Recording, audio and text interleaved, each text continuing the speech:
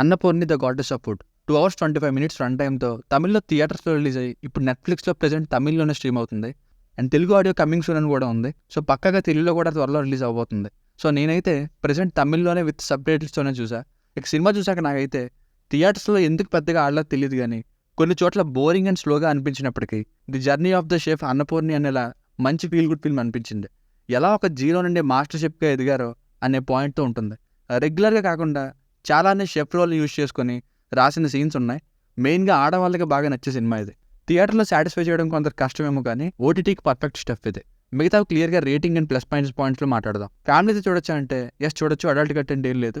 Basic story line ఏంటంటే చిన్నప్పటి నుండి పెద్ద షెఫ్ అవ్వాలని కలలుగానే ఒక బ్రాహ్మణ అమ్మాయి అయిన అన్నపూర్ణి షెఫ్ అయిందా లేదా, కుకింగ్లో నాన్ వెజ్ వల్ల ఆమె ఫేస్ చేసిన ప్రాబ్లమ్స్ ఏంటి, మధ్యలో తనకి జరిగిన లాస్ ఏంటి, చివరికి ఏమైంది అన్నది స్టోరీ. ప్లస్ పాయింట్స్, జర్నీ అంతా చూసాక నిజంగా నయనతార గారు పెద్ద షెఫ్ ఏమో అని నమ్మేసి బాగా ఇన్వాల్వ్ అవుతూ ఆ క్యారెక్టర్కి అంత మంచి పర్ఫార్మెన్స్ ఇచ్చారు. ఆమె కరెంట్ ఏజ్ వచ్చేసి 39 years, కానీ 26-27 years ఉన్నట్టుగా లుక్ బాగా సెట్ అయింది. కొన్ని సీన్లు చాలా చోట్ల వంటలు చేయడం చూపించిన ప్రతిసారి నోరు ఊరిస్తాయి కూడా. సెకండ్ హాఫ్ లాస్ట్లో షెఫ్స్కి పెట్టిన కుకింగ్ కాంపిటీషన్ సీన్స్ అన్నీ కూడా బాగున్నాయి. అక్కడ ఇచ్చిన ఎమోషనల్ ల్యాండింగ్ కూడా బాగుంది. ప్యూర్ వెజిటేరియన్ అయిన హీరోయిన్ నాన్ వెజ్ కుక్ చేసేటప్పుడు వచ్చే ప్రాబ్లమ్స్ని బాగా చూపించారు. ఫర్ ఎగ్జాంపుల్ రాముడు లక్ష్మణుడు కలిసి బాగా ఆకలిగా ఉన్నప్పుడు లేడీని వెంటాడి సీతతో కలిసి తిన్నారని వాల్మీకి రాశారు. ఇలాంటి ఇన్ఫర్మేషన్ని మూవీలో ఎక్కువ వాడారు. దేవుడికి సేవ చేసే పూజారి కూతురుగా నాన్ వెజ్ కుక్ చేయలేని పరిస్థితుల్లో ఇలాంటి డైలాగ్స్ యూజ్ చేసి ఒక పక్క వ్యాలిడ్ ఇన్ఫర్మేషన్తో పాటు కన్విన్స్ అయ్యే సీన్గా కూడా యూటిలైజ్ చేసుకున్నారు. నిజంగా మన నిజ జీవితాల్లో మనకు తెలియని ఎన్నో విషయాలు సినిమా నుండే తెలుసుకుంటాం. సో ఈ సినిమాలో కొన్ని పోర్షన్స్లో ఈ విధంగా ఇన్ఫర్మేషన్ ది బెస్ట్ పార్ట్ అనే చెప్పాలి. ఇంకా సెన్సెస్ గురించి చెప్పే సీన్ ఒకటి బాగుంది. ఒకసారి టేస్ట్ చేసామంటే మొత్తం ఆ వంటకం యొక్క హిస్టరీని డీకోడ్ చేసేటట్టుగా ఉండాలంటూ వచ్చే dialogues they are making sense అనేలా బాగున్నాయి. మ్యూజిక్ అండ్ సినిమాటోగ్రఫీ కూడా ప్లస్ అనే చెప్పాలి. మైనస్ పాయింట్స్, ఈ అన్నపూర్ణి సినిమాతో ప్రాబ్లం ఏంటంటే స్లోగా ఉంటుంది, బోరింగ్ అట్ టైమ్స్.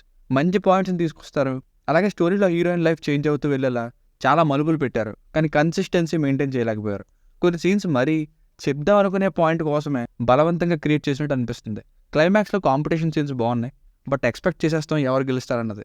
మన రాజరాణి జోడీ అయిన నయనతార గారు ఇంకా జై గారికి ఇందులో పెద్ద లవ్ స్టోరీ ఏం లేదు.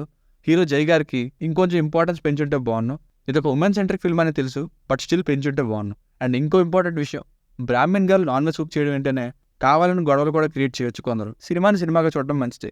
సో ఫైనల్గా మూవీకి వర్డిక్ట్ ఏంటంటే మధ్యలో కొంచెం బోరింగ్ అనిపిస్తుంది, అండ్ అలాగే ఆర్టిఫిషియల్ టచ్ కూడా ఉంటుంది, బట్ స్టిల్ ఇంట్రెస్టింగ్గానే కొంచెం మంచి సీన్స్ వస్తూ ఉండడం వల్ల మెయిన్గా క్లైమాక్స్ వల్ల కూడా మంచి సినిమాని చూసాం అనిపిస్తుంది.